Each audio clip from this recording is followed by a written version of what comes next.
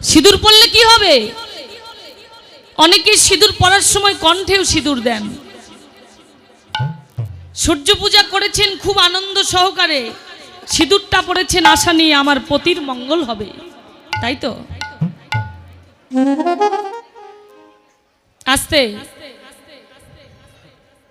পতির মঙ্গলের অর্থে আপনারা সিঁদুর পড়েছেন।